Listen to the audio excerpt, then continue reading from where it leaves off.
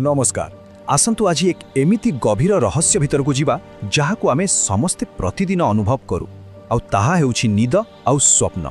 एटा एक एमिति यात्रा जोठी आम शरीर तो पूरा शांत हो जाए किंतु आम भितरे आम मन भितरे गोटे पूरा अलग दुनिया चली थाए। तेबे सबुठु बड़ आउ मजादार प्रश्न हेउछि जेतेबेले आमे सोई पड़ू आम भितरे थिबा आत्मा प्रकृति जाए कुआड़े? से कौन शरीर भितरे ही रहे ना कौनसी अजणा दुनिया को बुलिबाकू चली जाए? चलंतु एही बहुत पुराना प्रश्नर उत्तर खोजिबाकू चेष्टा करिबा। हेले एही यात्रा विषय जानिबा आगरु आमको आग यात्री विषय जानिबाकू पड़िबो आउ सेही यात्री होउछि आम निज आत्मा। तेबे आसंतु प्रथमे बुझिबा जे हिंदू दर्शन अनुसारे एही आत्मार प्रकृत स्वरूप बा प्रकृति कौन। देखंतु आत्मा हेउछि कोनोसी भी जीवंत प्राणी भितरे थिबा सेही अंश जहा अमर शाश्वत आउ जहार केबे भी कोनोसी परिवर्तन हुएनी। सबुठु जरूरी कथा हेउछि एहा आमर एही माटीर शरीर ठारू संपूर्ण भावरे अलगा। शरीर तो दिने न दिने नष्ट हबो किंतु आत्मा केबे भी नुहे। आउ एही कथा को भगवत गीतारे निजे भगवान श्रीकृष्ण बहुत सुंदर भावरे कहिचंती।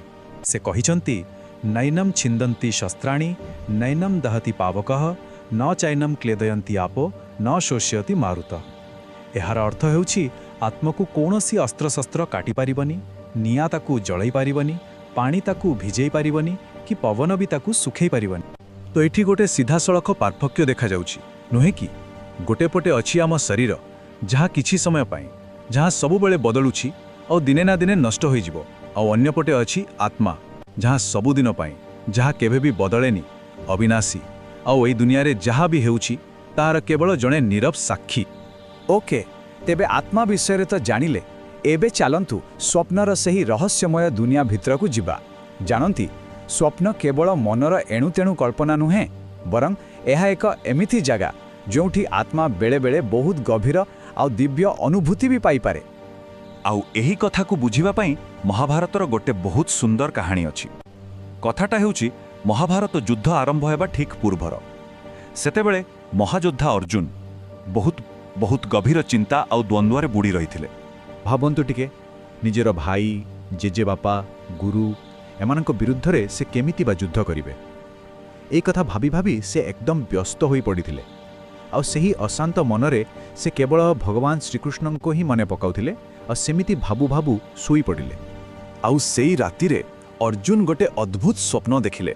से देखिले जे स्वयं श्रीकृष्ण गोटे दिव्य ज्योति भितरे तांको सामनारे छिड़ा होइछंती।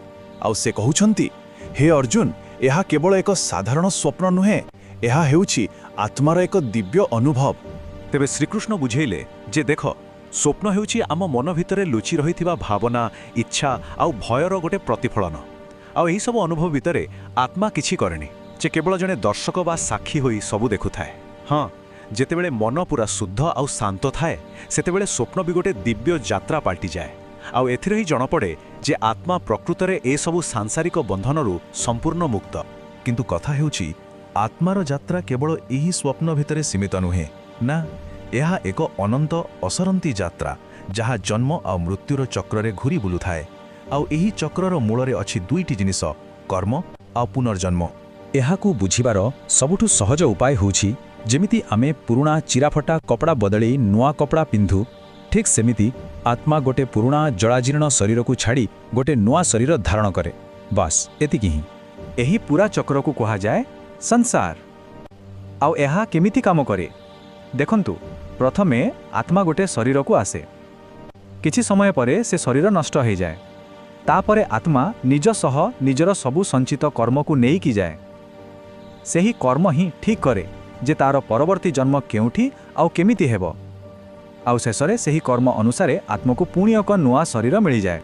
तेबे एई कर्म जिनिसटा प्रकृतरे कौन? कर्म हेउछि जणे व्यक्तिर केवल एही जन्म नुहे बरं तार पूर्व जन्म मानकर सबु काम आउ तार फलरा एक समष्टि।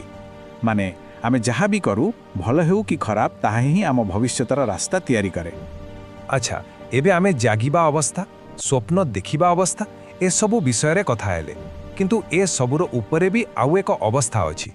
आसंतु सेही परम सत्य अरकु जीवा आउ आत्मार प्रकृत स्वरूप को बुझिबा। शास्त्र अनुसारे आत्मार प्रकृत स्थिति हेउछि एक शुद्ध स्थिर आउ शाश्वत चेतना।